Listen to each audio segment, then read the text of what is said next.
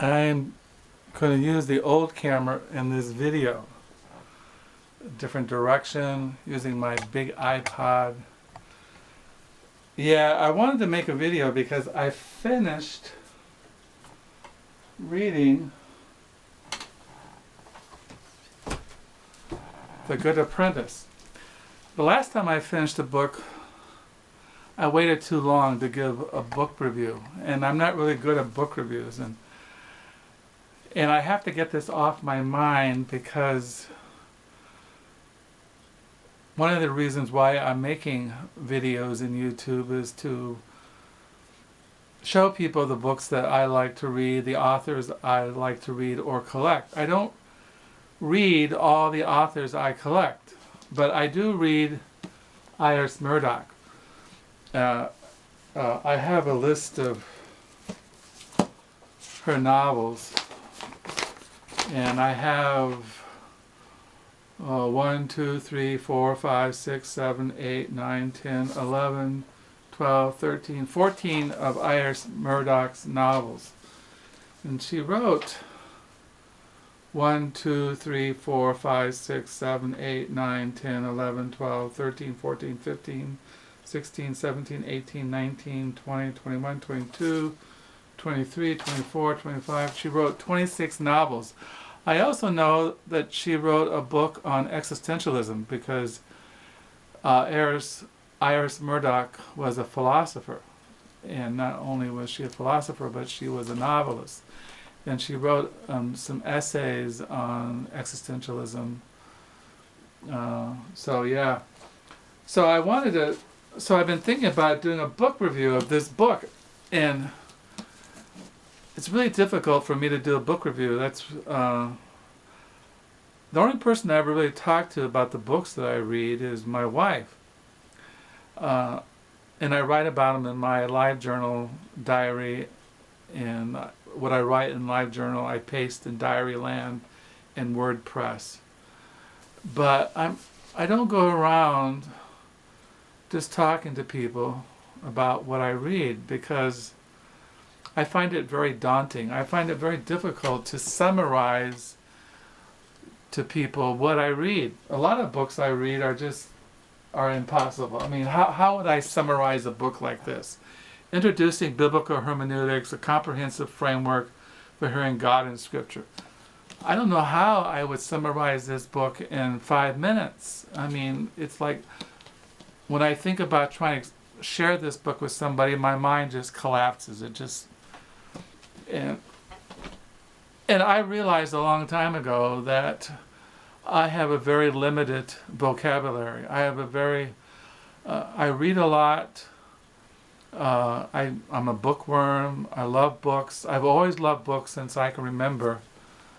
And especially in my late teenage years. And like I've said in my videos, that when I became a Christian out of high school, I became a Christian, and so I read the Bible, and then 5, 6 years after becoming a Christian in 1970, I got into Reformed theology and Calvinism, and then I went to Bible college and studied the Bible, and then I went to seminary and I studied theology and church history and all that stuff, and then I got into the church history and history of spirituality, and I got into contemplation and ancient Christianity and all kinds of things, patristic exegesis, medieval exegesis, and history of interpretation of the Bible, but over all those years I always read people like Jack Kerouac, On the Road. This is On the Road, the original scroll by Jack Kerouac. And this is the 50th anniversary of On the Road by Jack Kerouac. The reason why I mentioned that is that I mentioned in the video that last week, not this Saturday, but last Saturday, I got this book from the Book Nook. I mean, I've mentioned that I volunteer at the Hendricks District Public Library used bookstore on Saturdays from 10 in the morning to 1 in the afternoon. And when I'm there, I look for books, used books to bring home. And I got this one and only, The Untold Story of On the Road Luann Henderson, the woman who started Jack Kerouac and Neil Cassidy on their journey, written by Gerard Nicasio. He's a Jack Kerouac scholar. You can see his last name. It's Nicosia. When I was in seminary back in the 80s, I bought Nicasio, whatever his name is, his biography on Jack Kerouac, which I have downstairs. I don't have it with me. But I do have Neil Cassidy's writings right here. So here's Neil Cassidy's novel. Well, that's his writings, the first third, and here's Neil Cassidy's collected letters, 1944 to 1967. So yeah, I got this book from my Jack Kerouac collection, my Beat Generation collection. So this is Gerard McCusco and Anne Marie Santos.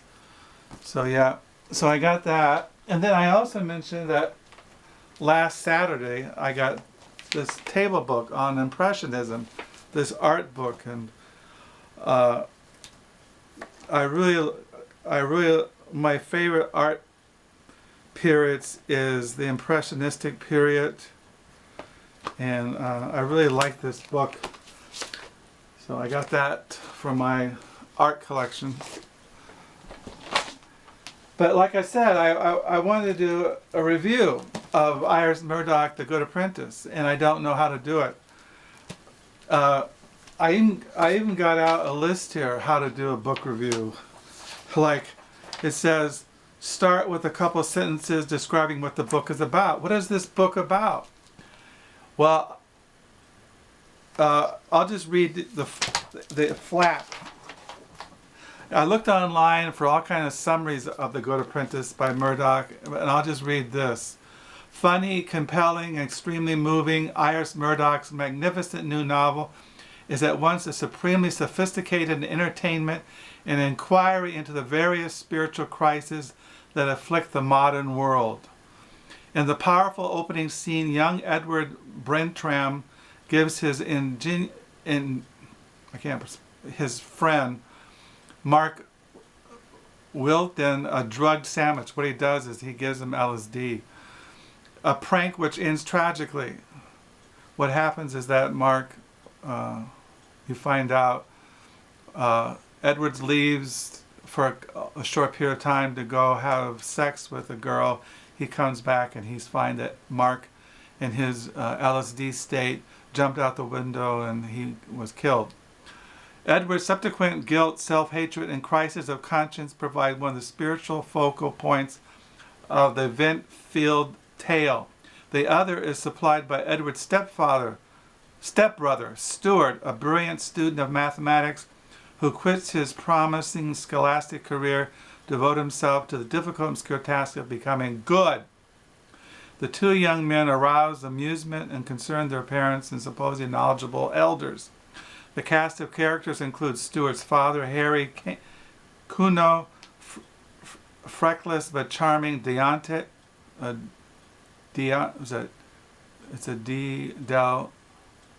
can't pronounce that word. Deontay? Oh, I can't spell. Edward's uncle, Thomas McCaskerville, he's a psychiatrist. Introspective Scots, Jewish psychiatrist who undertakes Edward's psychic rehabilitation. Another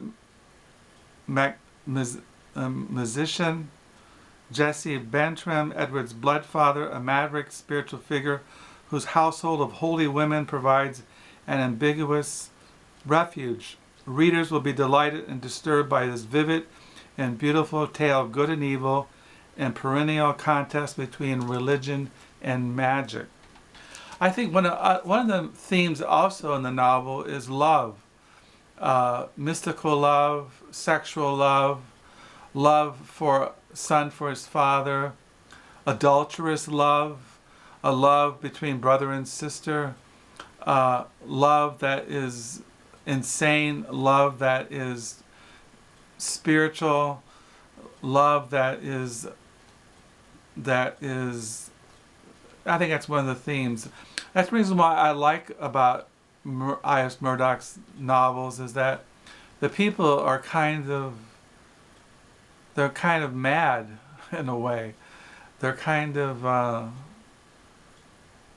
just obsessed with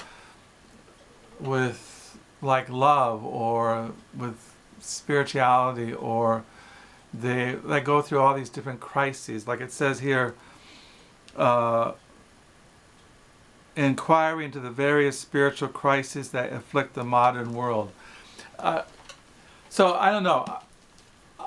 I also found online a huge review of The Good Apprentice by Harold Bloom. Those who don't know, Harold Bloom is a very famous literary critic. He's written all kinds of books. So you can look that up. The Comedy of Worldly Salvation, a review of The Good Apprentice by Harold Bloom. It's online. I'll put the site at the bottom of this video. So, yeah. So I really recommend Iris Murdoch's novels. She's become one of my favorite writers.